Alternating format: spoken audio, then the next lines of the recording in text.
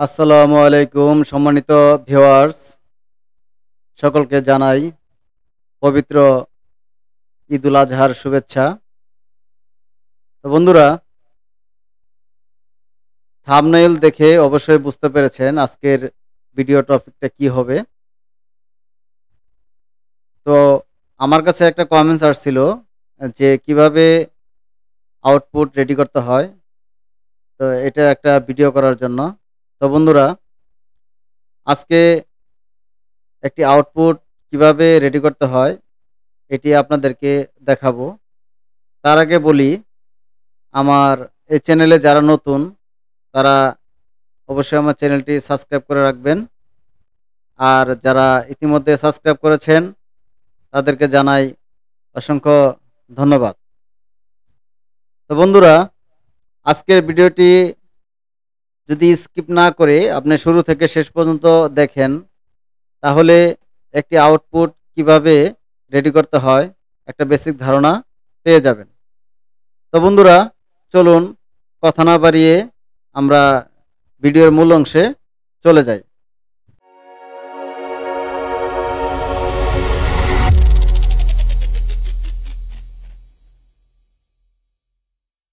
তো বন্ধুরা, এই যে দেখুন, এটা হলো আমাদের একটা বুক কভার।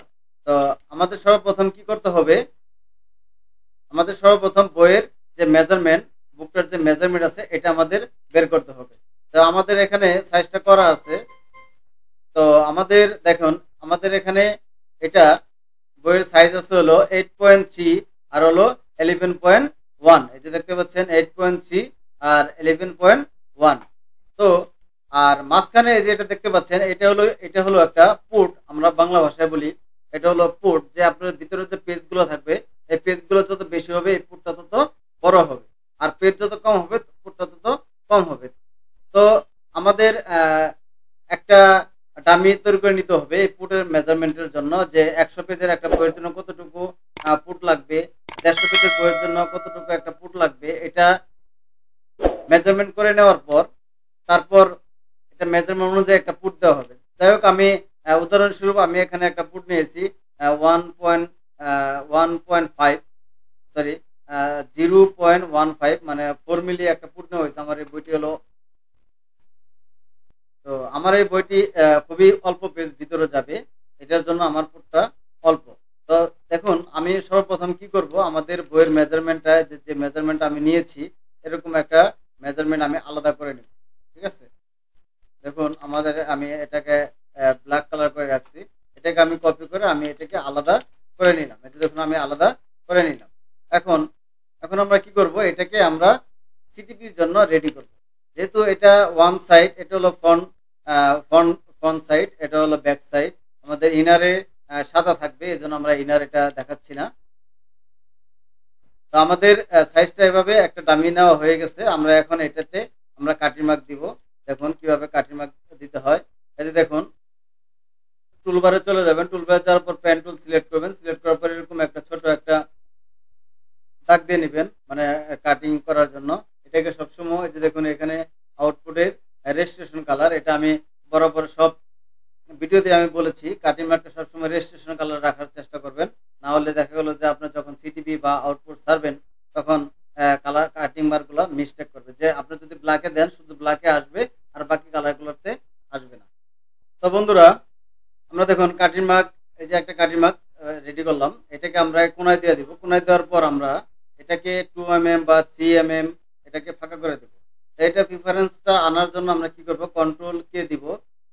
কন্ট্রোল কে দেওয়ার পর এটা চলে আসবে। এখানে আপনি কতটুকু মেজারমেন্ট দূরত্ব দিতে যাচ্ছেন এটা এখানে উল্লেখ করে দেবেন। যেমন আমি 2 mm দূরত্ব দিব, তাহলে 2 mm দিয়ে আমি এটাকে এন্টার দিয়ে দেবো। এখন অ্যারো বাটনের মাধ্যমে আমি এটাকে দূরত্ব সরিয়ে দিচ্ছি।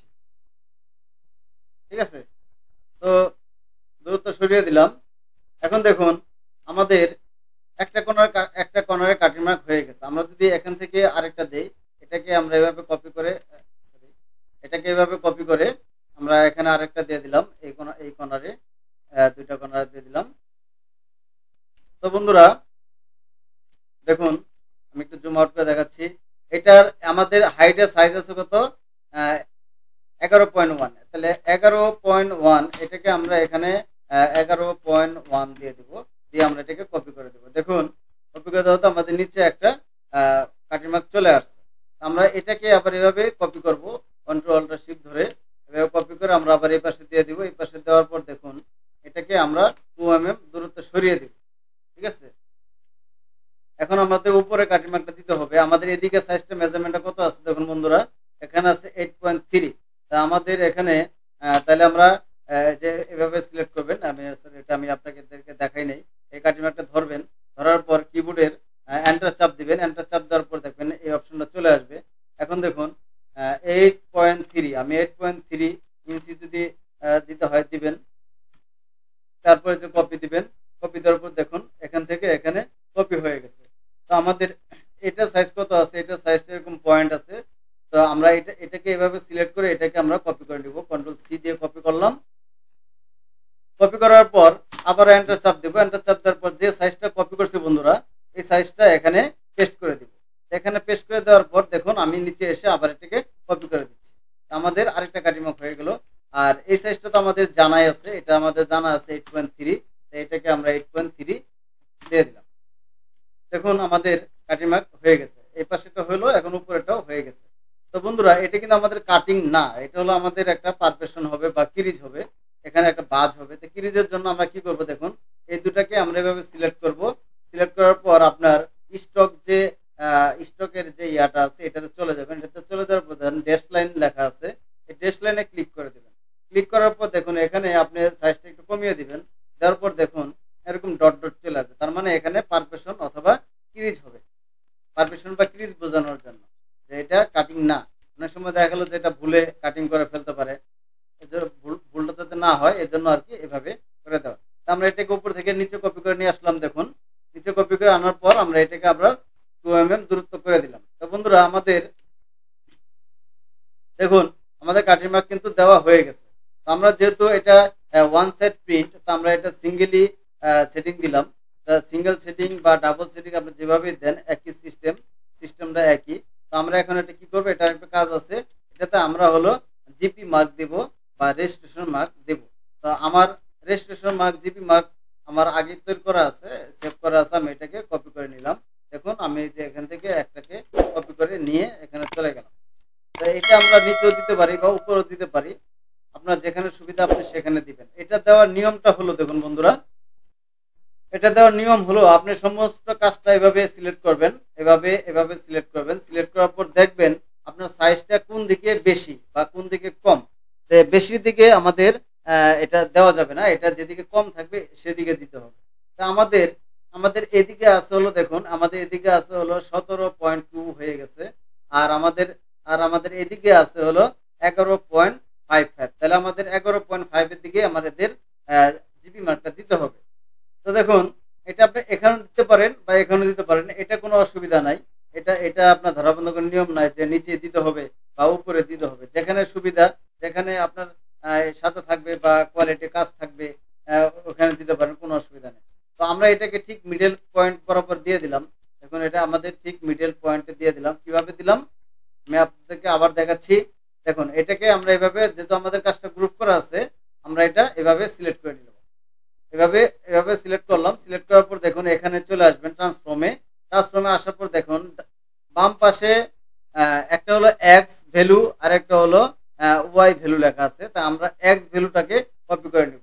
কপি করে নেওয়ার আগে খেয়াল রাখবেন যে এই যে পয়েন্টটা, এটা যাতে মিডল পয়েন্টে থাকে, ঠিক আছে। তা মিডল পয়েন্টে রেখে আমরা এটাকে কপি করে নিলাম। কপি করে নেওয়ার পর আমরা দেন এটাতে চলে আসবো। এটাতে আসার পর আমরা এখানে আবার ওই যে সাইজটা কপি করছি এটাকে আমরা পেস্ট করে দেবো। দেখুন পেস্ট করে দেওয়ার পর আমরা যদি এখান থেকে এন্টার চাপ দিই তাহলে হলো মাঝখানে চলে আসবে, একদম ঠিক মাঝখানে চলে আসবে। আপনি যদি এটা ম্যানুয়ালি বসাইতে চান তাহলে দেখা গেলো যে একটু আপ ডাউন হতে পারে বা গাইডলাইন টেনে মাঝখান বরাবর বসানো একটু সময়ের ব্যাপার। এইভাবে করলে আপনার কোনো কিছু টেনশন করতে হবে না, ঠিক মাঝ বরাবর বসে যাবে। এখন যে রেজিস্ট্রেশন মার্কটা CMYK মার্কটা, এটা আমরা ডানে অথবা বামে দিয়ে দেব। ডানে অথবা বামে দুই পাশে দিব। দুই পাশে দেওয়ার পর দেখুন আমরা এটা দুপাশে দিয়ে দেবো। এটা দুপাশে কেন দিলাম, নিচে ছিল, নিচে দেখতে পাচ্ছেন যে নিচে ছিল, নিচে থেকে আমরা দুপাশে নিয়ে নিছি। তো বন্ধুরা যখন এটা প্রিন্ট করব, প্রিন্ট করার সময় দেখবেন এখানে মেশিনে যে কাগজটা ধরার জন্য জায়গা থাকে, এই জায়গাটা প্রিন্টিংয়ে আসে না, এই জায়গাটা প্রিন্টিংয়ে খেয়ে ফেলে, এটা কাগজ থাকবে। এটাকে আমরা মেশিনের ভাষায় বলি এটা হলো গ্রিপার। গ্রিপার মেশিনের কাগজটা যে টানে এটা হলো গ্রিপার। এই গ্রিপারে আপনার হলো ছাপাটা আসে না, তো আমাদের এখানে দিলে এটা প্রিন্টিং এর মধ্যে আসবে না, তাহলে আমাদের এটা এখানে দেওয়ার কোনো মানেই হয় না। এই জন্য সবসময় বামে আর ডানে দুই পাশে দিয়ে দিবেন, সমান সমান করে দুই পাশে দিয়ে দিবেন। দেওয়ার পর আমরা কাজটাকে আমরা গ্রুপ করে নেবেন, কন্ট্রোল জি দিয়ে গ্রুপ করে নেবেন। নেওয়ার পর দেখুন আবার এখানে একটা মিডল বরাবর একটা স্টক দিয়ে দিতে হবে। দেখুন আমি এভাবে দিয়েছি, আমাদের মিডল কিন্তু এটা আমাদের হলো এটা এখানে মিডল হয়েছে। এটাকে আমি যদি এভাবে ম্যানুয়ালি ধরে যদি এভাবে বসাই তাহলে হলো বসাতে পারবো। আর যদি আমাদের ওই সাইজটা কপি করা আছে তাহলে আমরা ওই সাইজটা যদি এখানে পেস্ট করে দিই, দেখেন অটোমেটিক এটা মাঝখান বরাবর বসে গেছে। তো বসানোর পর আমরা কাজটাকে আবারও গ্রুপ করে নিব। দেখুন আমরা আবারও গ্রুপ করে নিলাম। এখন ধরে আমরা এটাকে যদি কোনো গাইডলাইন থাকে, আগে সর্বপ্রথম গাইডলাইন ক্লিয়ার করে নেবেন। তাই এটাকে আমরা গাইডলাইন আবার করছি, করার পর দেখুন এই কাজটাকে আমরা সমস্ত কাজটা কপি করে গ্রুপ করে এভাবে আনবো, এভাবে এনে ঠিক এভাবে এটা মাঝ বরাবর বসিয়ে দিব। বসিয়ে দেওয়ার পর দেখুন আমাদের যে কালো দাগটা ছিল এটা আমরাকে ফেলে দিব, কারণ এটা ছিল হলো মেজারমেন্ট, এটা আমরা মেজারমেন্টটা ফেলে দিচ্ছি। আমাদের ফেলে দিলাম। দেওয়ার পর দেখুন আমাদের সেটিংটা হয়ে গেছে মোটামুটি। এখন আমাদের ফ্লাশ কাটিং এর দেওয়ার জন্য যে আমরা যখন কাটিং করব ছুরিটা যখন এই বরাবর বসবে এটা যাতে কোনো সাদা অংশ না থাকে, এজন্য আমরা ফ্লাশ কাটিং এর জন্য ওভার করে দিব।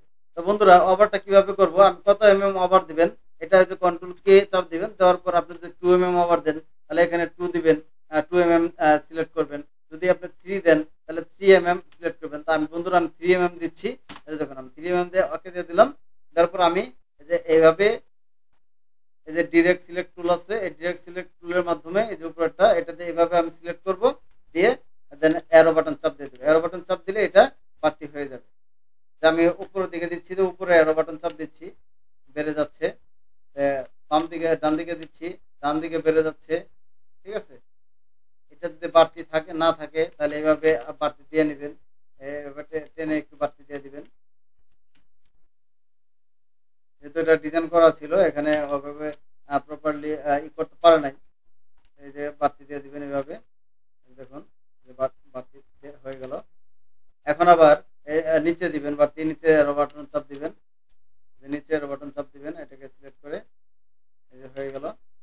এখন আবার বাম দিকে দিবেন, এই যে বাম দিকে দিয়ে দিলেন। এইভাবে মার্ক দেওয়া হয়ে গেল। মার্ক দেওয়া হয়ে যাওয়ার পর এটাকে আপনারা গ্রুপ করে দিবেন। গ্রুপ করে দেওয়ার পর দেখুন আমাদের কাজটা যদি আমি মুভিং করি তাহলে কোনো কাজ ছুটে যাওয়ার কোনো সম্ভাবনা নেই।